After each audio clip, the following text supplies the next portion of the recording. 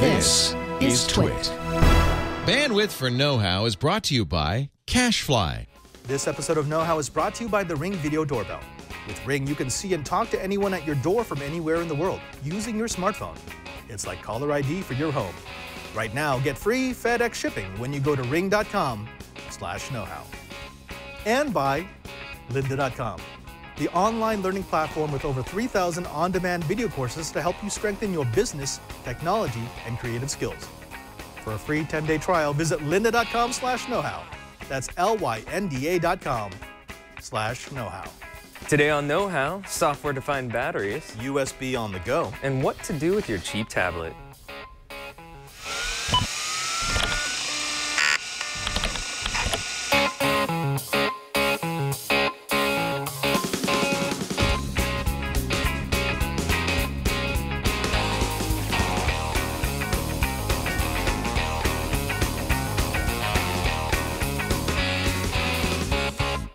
Welcome to Know How. It's the Twitch show where we build, bend, break, and upgrade. I'm Father Robert Ballecer. And I'm Bryan Burnett. And for the next however many minutes it takes, we're going to show you some of the projects that we've been geeking out with so that you can take them home and geek out on your own. That's right. And so this first story, software, batteries. Yeah. How do they go together? Like peanut butter and chocolate. You got your peanut butter and my chocolate? You got your chocolate and my peanut butter. No. No, this whole idea of software-defined stuff has been big in networking for a while. And the whole idea is, rather than trying to build up something that's static, that's monolithic, that could tackle any tasks you may throw at it, why not build something that can be created, defined, provisioned as necessary? And it's actually worked out very well on the networking side. So some bright people over at Microsoft have decided to take the same concept, the same idea, and apply it to batteries. Because as we know, battery technology has really lagged behind, well, the rest of the technology sector.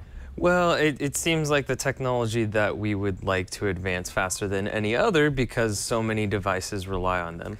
Yeah, and unfortunately it hasn't been there because of, well, it's really a physics and a chemistry thing. You can only pack so much power into a given chemistry. We haven't really put a lot of research into figuring out what to do that's affordable. I mean, yes, you can put carbon nanotubes into battery chemistry and increase its capacity. You could put things like titanium oxide into it and increase its charging and discharging rates. But we've been stuck with the same basic chemistries for a long time. I know, you always hear those stories too about graphene or you know, supercapacitors, and it's like, oh yeah, you'll be able to charge your battery in 2 seconds, but it's still 10 years away. You know, it was 10 years ago. It was 10 years away 10 years ago, and it's now 10 years away. And yes, all those technologies are very promising. I love the research. That's why we've covered a lot of that on Know How. But the guys at Microsoft have said, okay, how about this? Why don't we come up with something that's cheap to implement and that uses existing technologies but gets us better battery life? That's a good idea. And that's a good idea. And so that's exactly what they've done with software-defined batteries. Now, here's the idea. You take different types of chemistry that each have their pros and their cons, and you put them into a single system, and then you give it the smarts to know which battery system it should be drawing from at any given time. Ah, okay, a smart battery. Smart battery, exactly, that's what it is. And think about it. We know that lead-acid batteries, well, they can handle a lot of discharge current. That's what they're good at, right? That's why we have them in cars, because we don't need a lot of power from them, but we need a lot of power at one time. Right, but they take a long time to charge. They take a long time to charge. They actually don't hold a whole lot of charge considering how heavy they are. So, you know, we don't see them in commercial applications other than vehicles or anything else that needs a really big startup surge. Then we go from that to nickel-cadmium batteries, which we've basically replaced. We've gotten rid of them. We're done with NiCad. And we've moved on to lithium, or actually even nickel metal hydride. We've kind of, there are some good applications. Now, there are some things that we know about lithium. Lithium has decent energy density. So that's how much energy you can pack in per given unit of weight. We know that they've got a decent discharge. We know that they don't have a memory effect like you had with NiCad or even nickel metal hydride. And we know that you can charge them relatively quickly when you compare them to other battery technologies. But there's been a lot of cons, right? I mean, you still do run into the cycle. You can only charge them and discharge them about 400 times before they start to break down. You see that on laptops and cell phones. I think most of the phones I've ever used, after about a year and a half, the batteries just go blue. Exactly, and that's why if you had a phone for 2 years, at the end of its contract, it doesn't do the full day of charge anymore. And that's also why a lot of us have liked phones and devices that have replaceable batteries, because we know that's going to happen. Right. Now, if you're planning on replacing your electronic device every year, that doesn't matter. Not a problem. If you're one of these people who likes to hold on to it, well, that's an issue. Now, there is a new memory technology. It's thin lithium-ion. It's more like what we see in our LiPo batteries that we use on our quadcopters. You use a film. It's a slightly different kind of chemistry. It's fantastic. It has a really high discharge rate, a really high charge rate. It's got something like, 40,000 charge cycles rather than 400.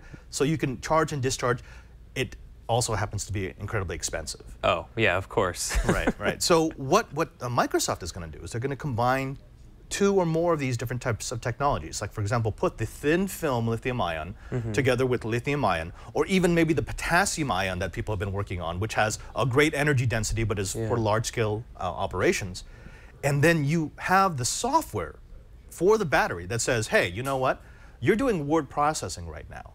Word processing doesn't require a lot of power, so we're going to pull from the standard lithium-ion. Oh, you switched to gaming. I'm going to pull from the thin film because you're going to need lots of power to jump into the CPU and the GPU. Oh, that's awesome. So it's like a hybrid battery. It is. It's exactly what it is. It's a hybrid battery, allowing the software to pick what battery in the system is good for any particular application. Because sometimes you're going to need a lot of power. Right. Sometimes you really don't need that much power, and you want to use the cheapest battery that you've got in the system because you realize that might have to get replaced. And sometimes you just need a trickle. It just has to keep it in standby. Right. I think this is one of these things. It doesn't sound huge, but you're going to see this in every kind of consumer application, because Microsoft, in just their early prototype test runs, were able to increase runtimes by 22% for the same amount of weight. Oh, yeah, that makes a big difference. Yeah. And not only does it make a big difference, but the fact that we're talking about a technology that already exists. This is not in the lab. Right. This is not a prototype that maybe we'll start to see in mass production in 15 years. Yeah. This is something that literally Microsoft could put into mass production right now. They have the software. Yeah. All they have to do is change the types of batteries that go into the device, and they're done. That's cool. Yeah, especially the idea of all of this technology already exists, and you're just better using your resources. Right. It's a win-win. It is a win-win, and if you can give me longer battery life for the same amount of weight, and I know that it's being efficient in how it chooses what battery it's choosing, it gives me the feels. It has the feels. Well, I can't help but compare it in my mind to like a car. When you're around town, it uses, like if you're using a hybrid car, it would use the electric motor, but then when you're on the freeway, it uses the more efficient gas motor because you need to be going faster. Yeah. But it's that with batteries, and it's just smarter. It's just smarter. Oh, I did want to cover one more thing. As long as we're talking about batteries, there's a story that a lot of people have sent to me via email, via Twitter. You've heard about the FAA is now making the recommendation. It's not an official guideline yet, but they're making the recommendation that passengers not carry extra lithium-ion batteries in their luggage. Like if you're carrying an extra laptop battery or phone battery or camera batteries or what, everything runs on batteries today, right? Well, the FAA has come out and they said this is probably not a good idea. They haven't made the step of saying you could no longer carry extra batteries, but they're now telling passengers you probably want to consider not having them in your luggage. But how am I going to get my car battery from here to where I'm going if I can't put it in the carry-on? I know, I had the same problem. But no, here's the thing. Because on know-how, we've gone over this. We know these can be kind of destructive if they get punctured, right? Because one of the big things about lithium-ion is how it's stored. Lithium-ion polymer especially, there's no hard cell like you would have with like a nickel metal hydride or even the standard lithium-ion. Right. The chemistry is in a bag. It is literally a bag, a polymer bag. Yeah. So if you puncture the polymer bag, you leak the chemistry, and that chemistry contains a lot of energy. That's the whole idea. That's why it's a battery, which can cause fires. And you can't put it out by throwing water on it. No, it's a self-contained fire. Now, get one of those in a piece of luggage in a cargo hold. you could see, yeah, there could be an issue, especially if there's a lot of them. Now, here's the thing. There's a couple of things you can do really easily to minimize the danger of carrying lithium ion. First of all, whenever I travel with lithium ion, I always carry them in a storage condition, which means 50% charge. Right. Not all the way drained, not all the way fully drained, charged. exactly. Because whenever you're either fully drained or fully charged, that's when your battery is at the most unstable. The chemistry doesn't like to be there. It likes to be right in the middle. So if you store this at around 50% of its capacity, it's much more stable. I mean, if you puncture it, you'll get smoke, you won't get a lot of fire. If this thing is fully filled, you will get a fire. The other thing is, and we know this again because we do quadcopters, these bags are extremely effective at stopping fire. It will smolder, it will destroy the battery, but if you have your batteries inside of a lithium polymer safe bag, even if the bag gets punctured, even if the chemistry starts to leak, it's not going to cause a fire. Yeah, that seems like a lot better option than carrying around a bucket of sand with you. Yeah, it really does. It's a whole lot lighter. And then the other thing is just common sense. I mean, I think what the FAA is, and you know, I know it's very tempting to look at anything the FAA suggests about flying and say, it's like the fact that I can't carry my pocket knife anymore, or I can't have my shampoo on. No, different agencies.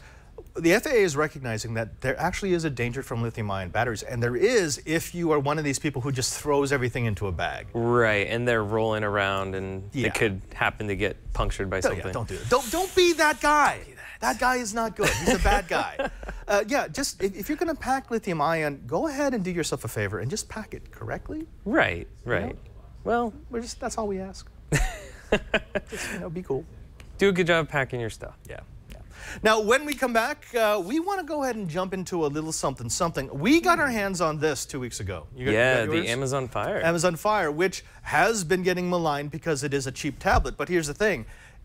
It's a cheap tablet. So we wanted to do a series here on Know How about things that you can do with cheap tablets. We're going to kick it off this week. If you've got yourself either an Amazon Faire or an older Nexus or any tablet that's in this class, you know, $50 and less, you're going to want to stay tabbed. But before we do that, let's go ahead and thank the first sponsor of this episode of Know How. Hey, Brian, have you heard of the Ring video doorbell? I have, and I want one. Yeah, I think we all want one. Oh, someone's pressing that button. How about that? Now, that is the doorbell side of the Ring video doorbell. But of course, there's the video part of the name, the Ring video doorbell, and that's what it does incredibly well. Now let's show you what's actually inside this kit. Inside this kit, you're going to find everything that you need to get your Ring video doorbell installed. That includes the drill, that includes the bits, that includes even the level so you can make sure that everything is nice and straight when you install it. Now, this is actually one of my favorite pieces because this is the adapter plate that allows you to charge your Ring video doorbell off of the same current that goes to your current doorbell button, which means that you'll never have to worry about charging up your device. Now, if you don't have that, if you have one of these houses that has never had wiring for a doorbell, luckily you've got that little port right in the back. It's a micro USB port.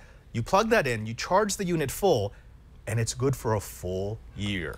Now, what does it do? You might be asking yourself, well, it's not just a doorbell. This thing connects to your home Wi-Fi system and it allows you to answer your door from anywhere in the world, and I literally mean anywhere in the world because my parents are currently in Bora Bora and they're still answering their doorbell, which is very strange, from your mobile device. Here's what the interface looks like. So that's the Ring Video Doorbell app. Now I can go ahead and look at these events. These are the events that the doorbell has seen because it does motion detection. That's the front of the house, and it detected someone moving past the front gate. And it said, you know what, I'm going to go ahead and record this. This is the nice thing about this doorbell. It will automatically do that. You don't have to tell it to record. No one has to push the button to record. Right. But if they come near the front door, if they come near the motion sensors, it will start sending a video to the cloud. This is peace of mind, people. This means that you can see if someone's checking in on your house, if they're trying to case the joint.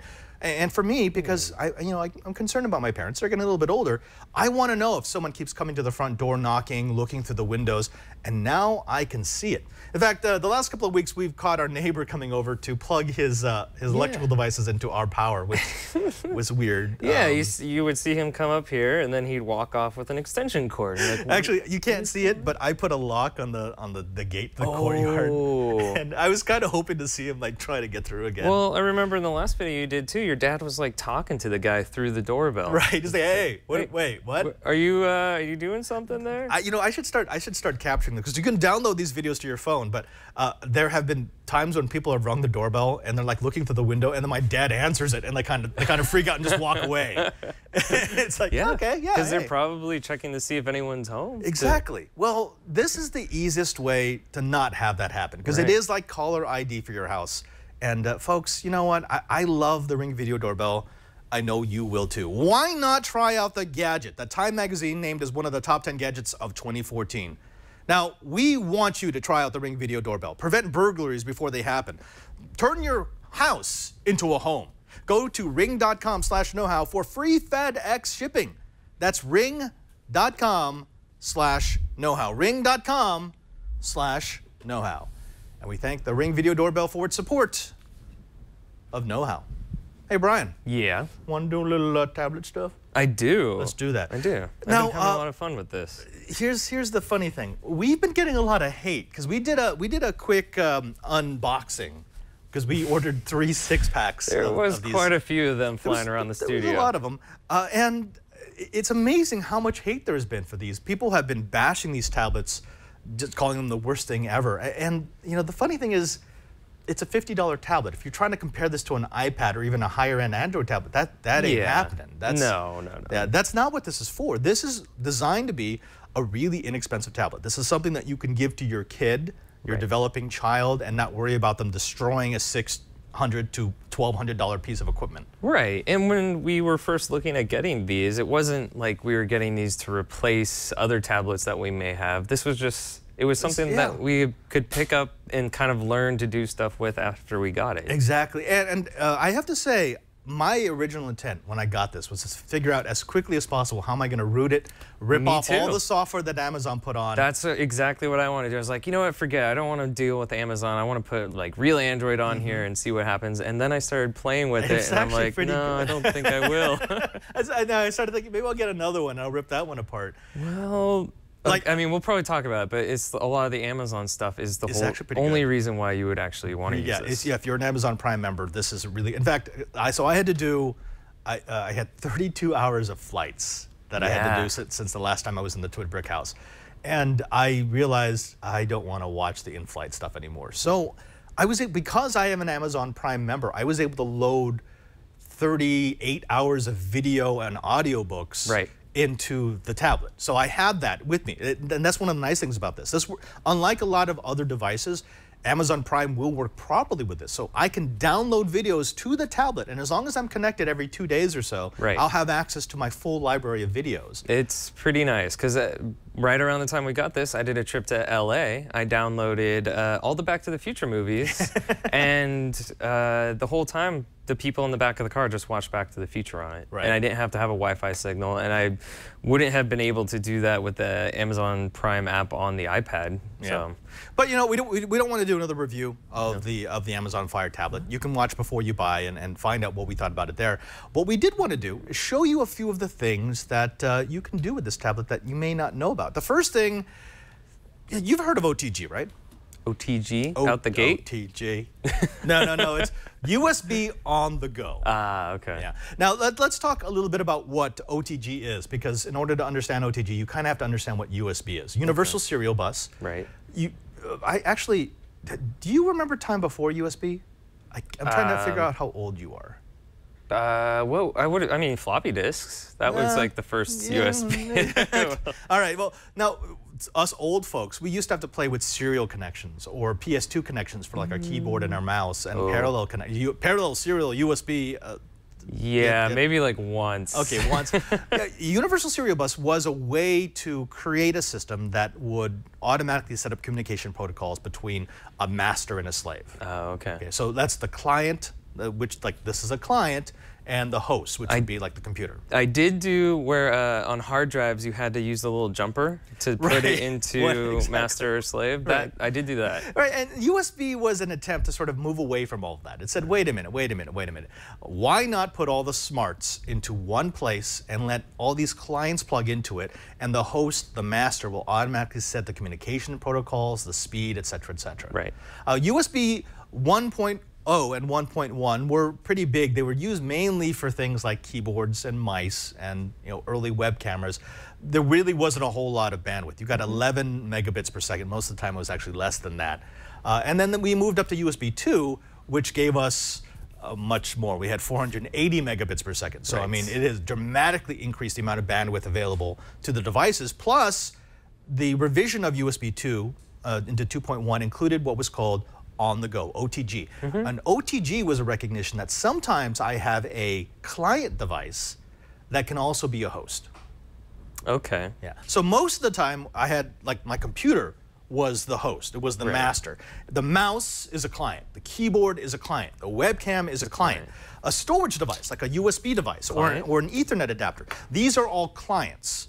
Right? So the smarts are not stored on these devices, which makes them much less expensive because I don't have to put that in there. I just have the one host that has all the smarts, and it takes care of all that. But there are some devices that are clients, like this tablet, which if you plug it in, it will look like a storage device, that can also act like a host. It can also act like a master. At least we would want it to, because just as this can be a storage device for a computer, wouldn't it be nice if I could plug my standard USB drive into this and have it read it? Yeah, and have so then that's the client, and that's the the host. This becomes the host, right? So this turns from being a client to for the computer to being the host for this client. Okay, but how would you do that? You would do that with what was called an OTG cable, on-the-go cable. Now this, if you look at the side view here, this just plugs into the micro USB port on my tablet, and the other end gives me a standard USB socket here. Right. But what it allows me to do is it allows me to use slightly different wiring, and it tells. There it is. Let's plug it in like this. It tells the tablet that it should now act as the master rather than the slave, like the host instead of the client. Right. Now let's see how that works in practice. I think I have stuff on. Oh yeah, how about this? So this is, remember this? Yeah, that's the really sweet SSD. Our super fast SSD. Go to the overhead shot. So we're going to plug this in like so, and after a couple of seconds, you'll start to see.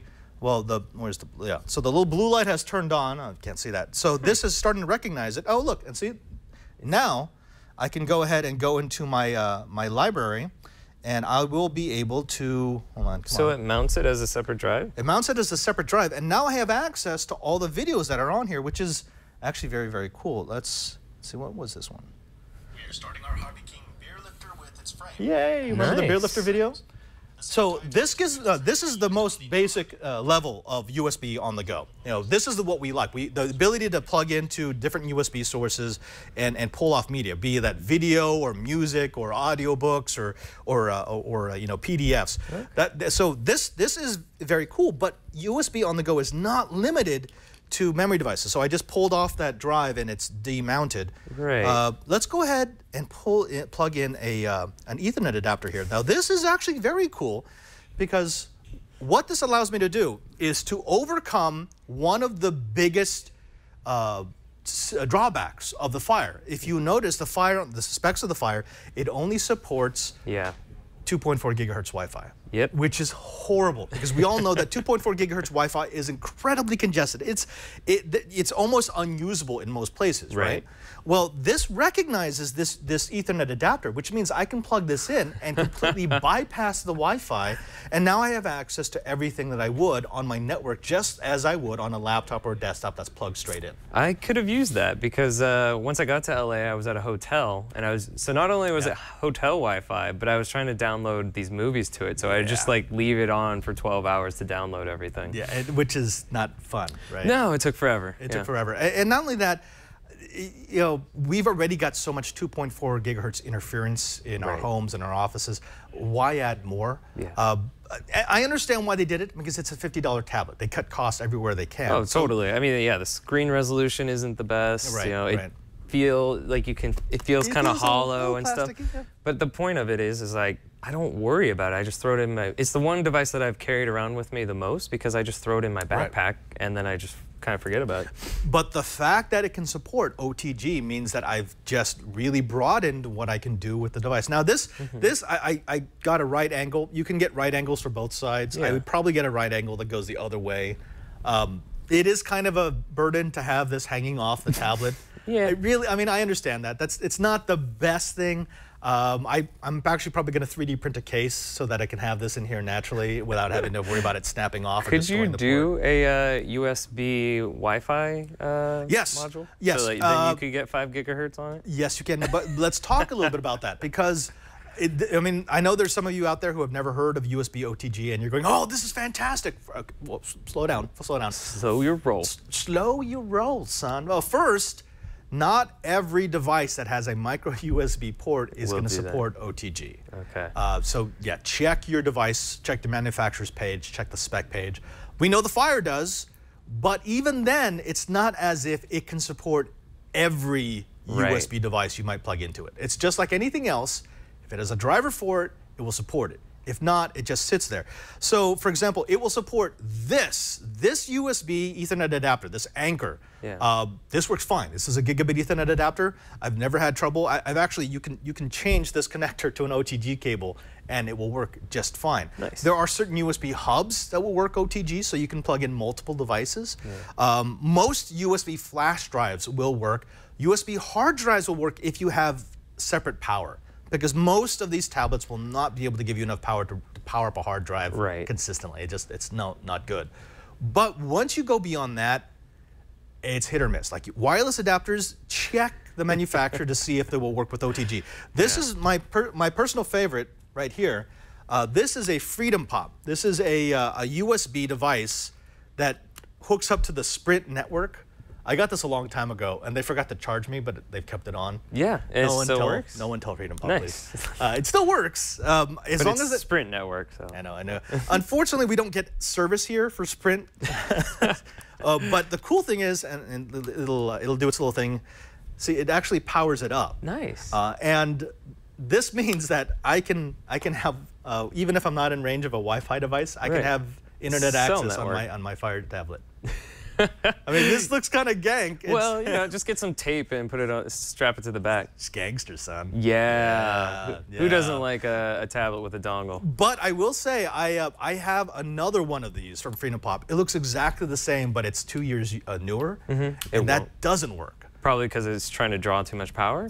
Or they changed the chipset inside of it. They kept the packaging the same. So again, it's kind of hit or miss. I like OTG, but it can be very frustrating when it works on some devices and not on others, and there's no real roadmap. So do me a favor. If you start using OTG on your Faire tablet, jump into our Google Plus group. Just go to plus.google.com, look for the know-how group, and let people know what worked and what didn't.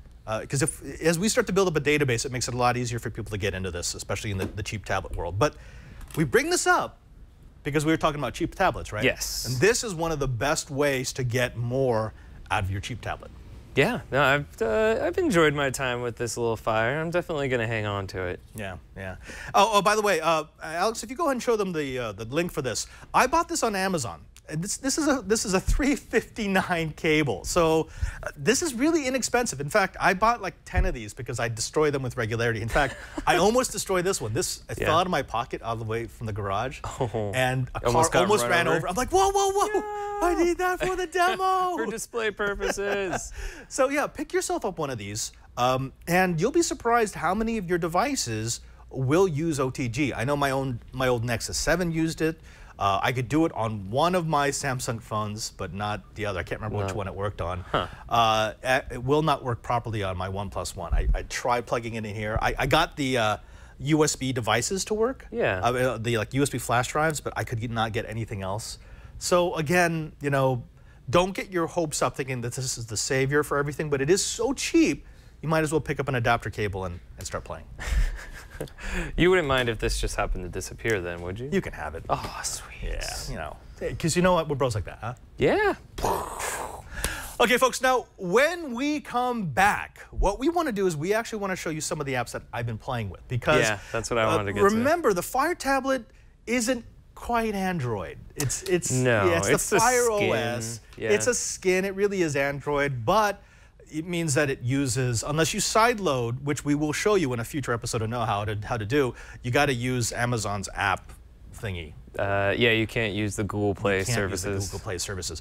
But there are a couple of apps that I think you should get. If you get yourself one of these $50 tablets, we're going to show you some networking fun. But before we do that, how about this? Let's go to World Maker Faire. Do you remember that? The thing that I went to and you did? Yeah, the thing. Yeah, I got left behind. I remember that. No, I just want it still hurts a little I want bit. to stay on this for a while. Yeah, you want to talk about it some more? It looks really fun. It was. It you know like, what? But you know what? It wasn't as much fun without you there. It's okay. I'll be all right. Yeah, okay. While Bryan goes to sulk, let's go ahead and show you a little something. We want to talk cheap tablets. Well, there ain't no cheaper than a Raspberry Pi.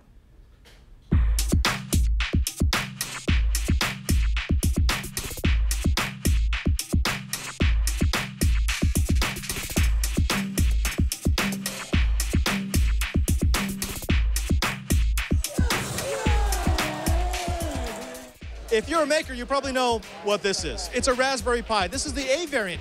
But Raspberry Pi has some unearthly news for the show. I'm standing next to Matt Richardson, who's going to explain that they've got a Spaceberry or AstroPi. What is this? So we have the AstroPi program. It's a program for kids to write code that will run in space. This here is a piece of equipment, has a Raspberry Pi inside, a bunch of different sensors. 2 of these are going up to the International Space Station, and kids have written the code that will run on the Raspberry Pis up in space. It's a chance for them to run their own experiments on the International Space Station.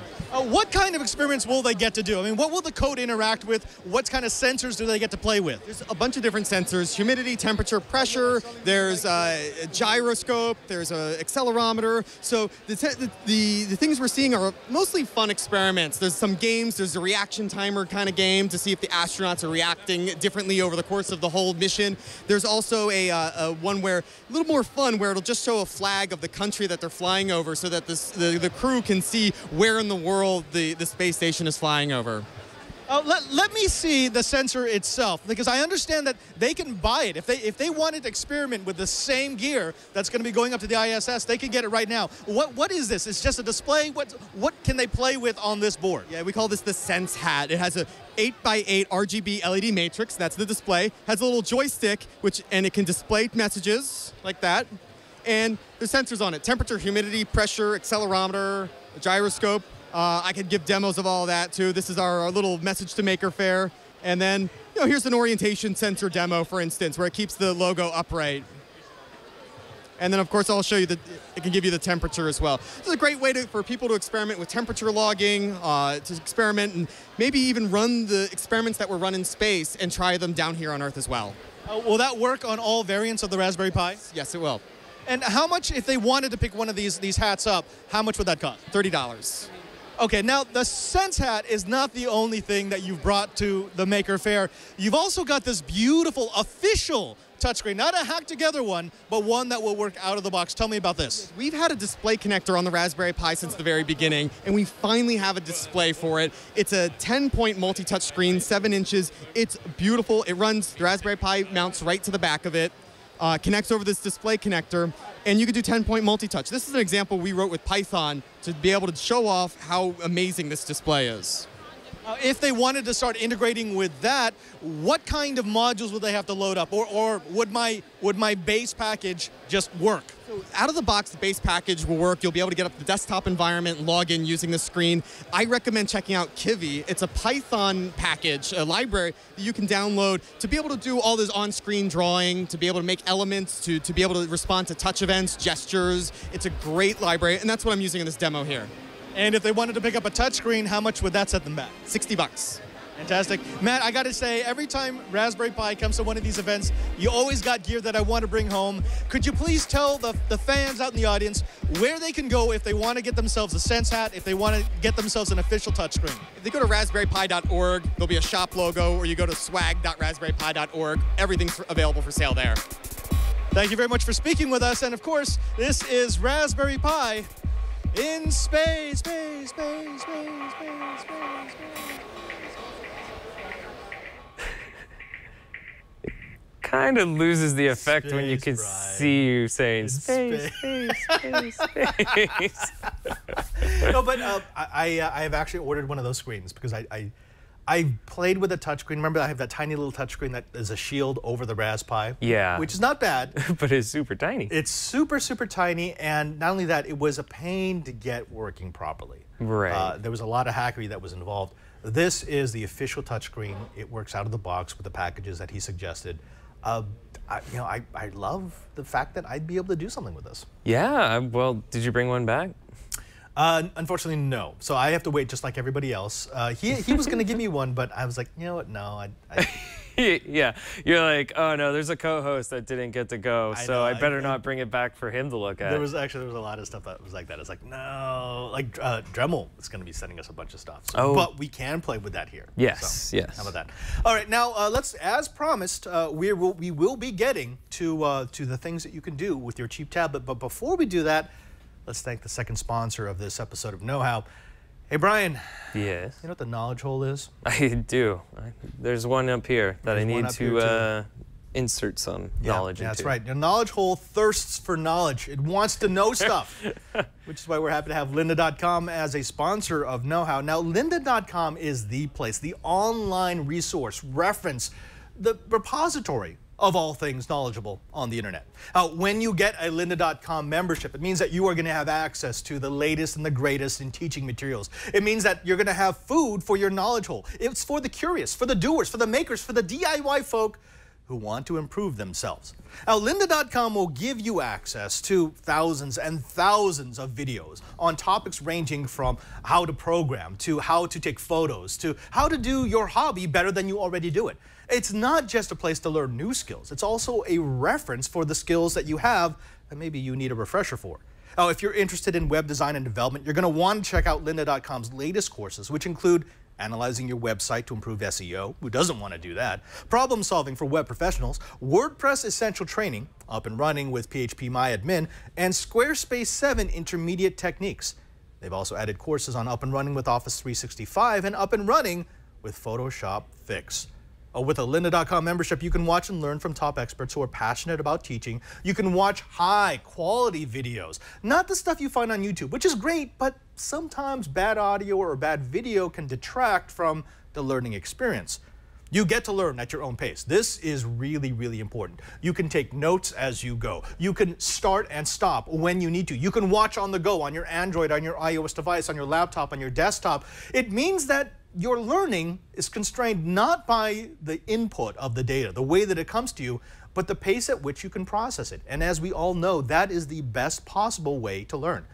Now, along with that special learning comes the course transcripts. These are incredibly powerful because it means that if you have a question, if there's a point of reference that you need to go to, you don't have to search through an entire video module. You can go right to that point, right to that marker that addresses the problem that you're having. Now, when you download these tutorials and you have them on the go on your Android or your iOS devices, it means that you'll always have knowledge with you ready to fill that knowledge hole. Now, here's what we want you to do. We want you to try lynda.com. Your lynda.com membership gives you unlimited access to training on hundreds of topics, all for one flat rate. Whether you're looking to become an expert, you're passionate about a hobby, or you just want to learn something new, I want you to visit lynda.com/knowhow and sign up for your free 10-day trial. That's lynda.com, lynda.com/knowhow. And we thank Lynda for their support of Know How. Fill in that knowledge hole. How about that? Okay, so Brian, I wanted to bring up something, a classic, something that I think every Android device has to have, or in this case, a Faire OS, which is based on Android, which is really just a skin of Android, but whatever. And that is Wi-Fi Analyzer. Have you ever? That is a classic. I think I've had that ever since I owned an Android device. Oh, I have to have my Wi-Fi on for this to actually work. There we go. How about that? Now this is a tool that I think everyone who has ever had Android needs to have, because this is the best collection of tools, of data screens, of information that you need when you are setting up your Wi-Fi network. This will include everything from like the signal meter for when I'm trying to detect specific APs to this. Right. This. Yeah. Hopefully yours doesn't look like this at home. And folks, this is why the 2.4 gigahertz spectrum in the brick house is bunk. This is actually, this single app, the specific app is one of the best tools I've ever had to convince people to move over to the 5 gigahertz spectrum. Yes. Because when they see this, I could explain it all I want, that there's really only 3 channels that 2.4 gigahertz can handle, that, you know, once you have multiple APs in a single channel, you're going to have, you know, interference. Yep. But they don't really get that. They see this and they go, oh, yeah, that doesn't look good. That's bad. Now, one of the things that this is limited by is the fact that, unfortunately, as we've already mentioned, the Faire tablet is a 2.4 gigahertz device. Only. If this was a 5 gigahertz device, you'd see a little button right here that says 5 gigahertz. In fact, I could probably show you on my my OnePlus One. I don't have it right here. Yeah. But I could switch between the 2.4 and the 5 gigahertz. However, if you have a USB on-the-go wireless device that works with the Faire, this will access it. Unfortunately, I don't have one yet, but I have played with them. So this isn't yet another reason to get an on-the-go cable. Yeah, well, and a thing I like about it, you can see what channels your neighbors are using, but it'll also tell you which channel is optimal if you're going to set up your own access point. Right, right. And one of the other things I like about this is because you can set it for intervals, this is a really good on-the-go, at-a-glance representation of what's happening on your network. Yeah. Because it's such a cheap tablet, why not leave it up all the time? And then you'll see spikes. And it's weird because I did this once when I was living in DC.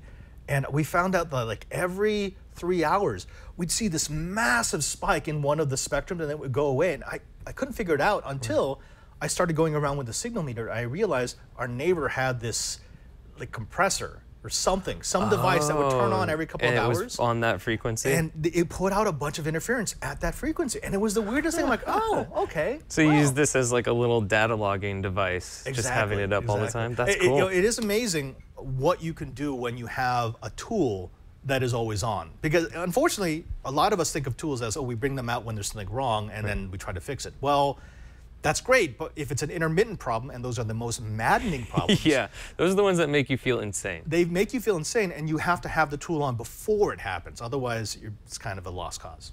Yeah. Okay, so that's a must-have app. That's a must-have, and that's a no-brainer because that's cheap. Because it's free. Actually, if you go ahead and go to the link there, Alex, you can send it to your device. So it's a free download. It actually works really, really well. You know, it's ad supported, right? Sometimes it has little banners at the bottom. Yeah, but you could tell it. You can actually, there's a button in there to say, don't show me the ads for the next 2 weeks. But I mean, it's a free app, so I always show the ads because why not? Yeah, I mean, he's a cool guy. Yeah, I've used that app many, many, many times. Yeah. Especially when setting up my home access point, trying to figure out which channel I should use, and wondering why all my neighbors are on like the same channel. I'm like, which I'm okay with. Yeah, I'm like, yeah, hey, you guys should all take channel 1. Stay over there. Yeah. Well, it's also because channel 1 is like the one that most APs default to. Yeah. So well, and you're only supposed to use like, what is it, 1, 6, 1, 6, and 11. And 11, yeah. Anything in between, and you're actually straddling 2 channel sets and causing more issues. You got one here. Oh, okay. So my favorite app that I've been using, well, beyond the reading and watching videos on it, is we had these people on Screensavers last Saturday. I hadn't heard of this app before, but it was called Pluto TV. Basically, it's a way of curating a bunch of TV channels and streams on the internet. And specifically, oh no, there's you did not. A 24/7 Mystery Science Theater channel, and so I put this at my desk and I just leave it playing Mystery Science Theater all the time. It's like a little present every time you sit down. You know, I think a lot of people do this. I think some people do this with our live stream. You sometimes like to have something running in the background, and you sit down and you'll like tune in for a second and then like go back to what you're doing at your desk. But like I've been just having it on Mystery Science Theater the whole time at my desk, and like I'll listen to it while I'm editing or, you know, sending out emails and stuff like that. You know, it's funny because with the convergence, so we're in the convergence economy where everything can be done from a single device now, right? I can watch TV, I can watch movies, I can word process, I can send email, I can surf the web, all from a single device. I kind of miss having devices that they just do their own thing. And that's what the Faire kind of lets, a cheap tablet, I don't feel bad about having it do one thing. It's just like your Wi-Fi logging. Like you just set it to that and you left it on. I mean, it's kind of like, when I was in high school, I would turn on the TV and set it to, like, if Mystery Science Theater was on, and I would just leave it on while I was doing my homework and stuff like that. So. Oh, okay, all right. What was that called again? It's Pluto TV. Pluto TV, and that's available in the Amazon store. It is, yeah. Right. So I was impressed with that because as limited as the Amazon Android experience might be, it's still not as limited as the Windows App Store. So. That's kind of sad. Yeah, I know. Yeah, especially I'm actually considering moving over to the Windows Phone ecosystem, but we won't go there yet. We won't go there yet. But I'm borrowing Alex's old one. Let me show you another one. I wanted to give you Wi-Fi Analyzer is the classic, right? That's the one everyone should have. There is another one I've actually really enjoyed. It's from Amped Wireless, and it's called the Wi-Fi Analysis, Analytics. And it works much the same way as the Wi-Fi Analyzer did. So we've got, you've got full view of what's going on. Yeah. It does include a couple of other features that Wi-Fi. Come on, actually, I have to make the ad go away first. Hey, stop. You know how hard it is to do this upside down? Hold on. It's very hard, and so that X is very tiny too. Go. So yeah, it's going to include a lot of the same tools that you would get on. Whoa. That's a signal meter. So if I wanted to do like a direction finding, yeah. Man, I'm kind of impressed how loud the speaker is with that. Right. But I can't always be telling people to get a Wi-Fi Analyzer. This is actually a really good alternative if you don't like it. It does a lot of the same things. So it will show you graphical representations of the energy that's flowing around you. Mm-hmm. This will also support an external OTG wireless adapter if you get one that works properly with your Fire tablet. Where's the scanner? What I do like about this is it actually shows information a bit more clearly for me in some sectors, like when I'm looking up MAC addresses, or when I want to look for things over time. So I would group that in the same boat as Wi-Fi Analyzer. So Wi-Fi Analyzer, Wi-Fi Analytics, again, both free. If you go to the link, Alex, people can see, yeah, just go ahead and get this. If you've got Prime, it'll go straight to your tablet. I'm downloading it right now. Yeah. Now, unless you've got one more, I want to show another app here. The only thing I would show, you know what, I'm kind of curious about this, if you've done this. So this is Amazon's own like book app stuff, but have you ever done, it's called, what do they call it? Oh, here's the camera. Word Runner? Oh, yeah. I was laying in bed, I was like, what the heck is Word Runner? And it just puts the one word in there and you read it like that. It actually worked really well for me. But then I was like, at one point I was like, how fast can I go? And I think 500 was about the fastest I could do where it still made sense. I went up to 900. You know what this is, Brian? This is a blipvert. What? This is a blipvert. This is max headroom blipverts. You're pushing this information into your brain. I thought that was kind of cool. That was one of the reading Word Runner? Yeah, Word Runner. Okay. Oh, yeah, I like that. But of course, I'm a networking dork, so the next one I have, it's a classic for me. I know there's probably some people out there who haven't used it, but it's called Fing, F-I-N-G, or effing. Fing. Yeah, whatever you want to call it. This is an incredible network tool. This is the one that I absolutely recommend. You should be playing with this. Hold on, come back there. Let's rescan my networks. The cool thing about this is this will actually show all the devices that I have running on a particular network. So this is hooked up to the guest network here at the Twit Brick House right now. And these are the devices that are currently sitting on the Twit Brick House. So it scanned my network, and it allowed me to go ahead and find out. Like, for example, let's find out what's... so those are the IPs on there? Who's got... I think that's yours. There's probably a MacBook Air on there. And the nice thing about this is it will... it will give me the IP address, but it also gives me things like, I don't know, I can do a scan to see what services might be open on your Mac. So you've got port 631 is open, which is the Internet Printing Protocol port. Well, of course, because I want to be able to print on the network. Exactly. But the other cool thing about this is a decent way to do a security scan. You can go through the different devices. Actually, let's see. Here's the router. Let's find out what's open on this router. So just the domain controller, which is good. That's good. Oh, wait. Okay, HTTP. Okay, that's good. 443. That's also good for secure sockets. This is a nice way to find out what vulnerabilities you might have in a network. I like to run this against my devices, and if I see a device that has so many ports open for no particular reason, I think, okay, that's probably something I should take care of. Something suspicious. Yeah, so this one has ports for the domain controller, for the HTTPS connections, and for the PPTP connections. Okay. So that's pretty standard. Yeah, this one's pretty standard. That one's not all that bad. I actually wanted to bring in I have this is kind of a rarity now. I have a Windows XP notebook that has been completely owned, and it has like all of its ports already. All ports. Yeah, all ports are now open for business. But that's Thing. If Alex, if you go ahead and go over to the link, this is again, it's a free app. Go ahead and get it. It's a really nice app to have. I will say I was a little disappointed.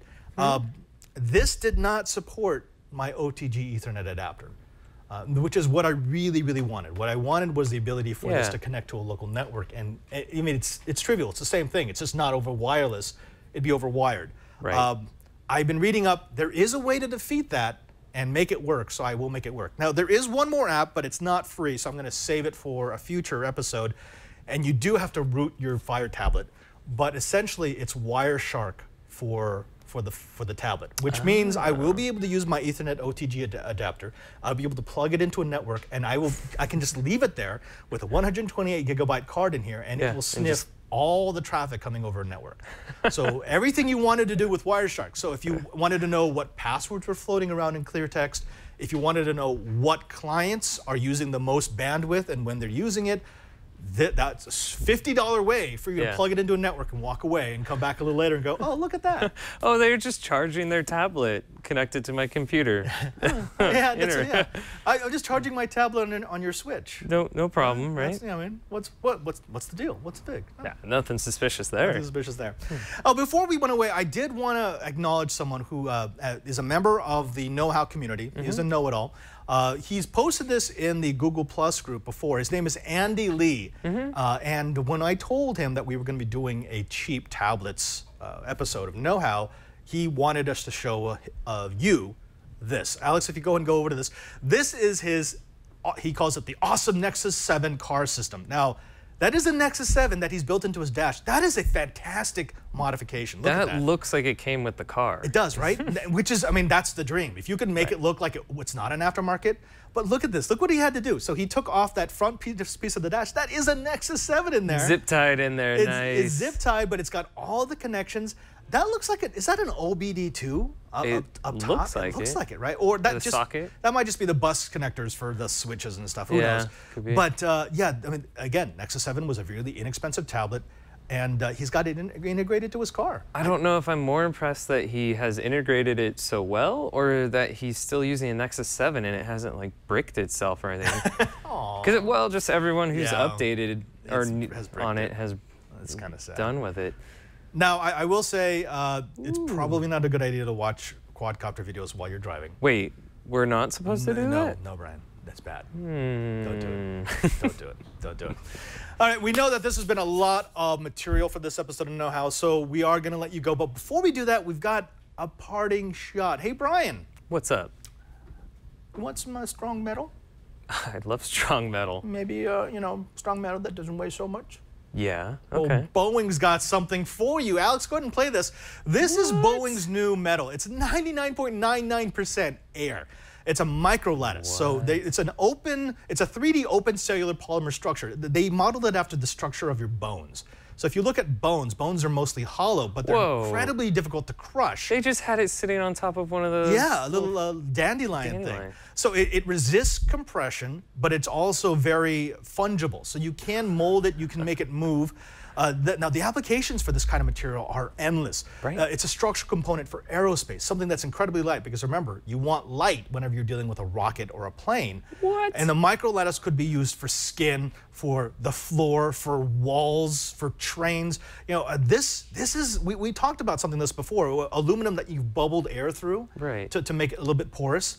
This is like taking it to the next level. This is taking a lattice of material that has very, very definable characteristics, that's incredibly light, and yet can provide a lot of the structural strength that you would normally need a lot of material to play with. Yeah, well, I'm just impressed that they were able to, well, basically take the idea of your bones, how your bone structure is, and then modify that into Put my metal. bones in a lattice. Can they now make my bones into metal? Can I be Wolverine? Only if they're adamantium. Yeah, exactly. Well, of course, that's exactly where my brain went then next. Is when can I get the, the blades that come out of my fist. Get on it, Boeing. That's all we're saying. We want blades and unbreakable bones. It's not much to ask You know for, how right? bad it would be to have unbreakable bones? Why would it be bad? Well, because so when you have a bone fracture, it means that the bone has given away, so that takes away a lot of the energy. Right. But it means all your tissue would have been smashed up against the bone, which. Okay, Let's not go there. Folks. They never mentioned that with Wolverine. No.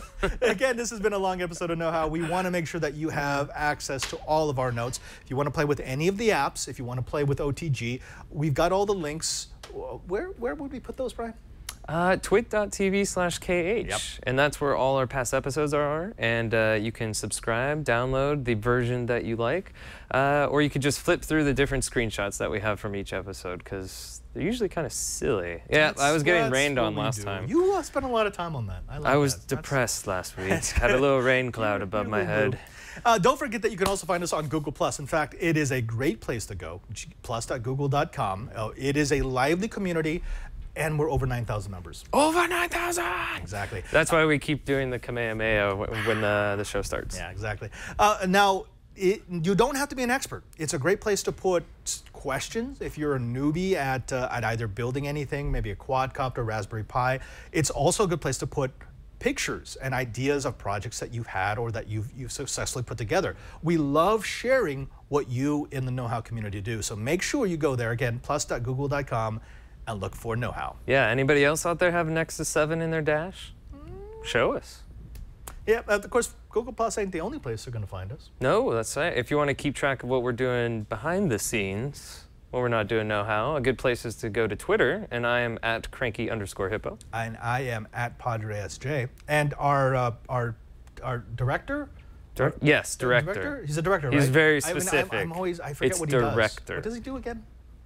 He directs. Yes.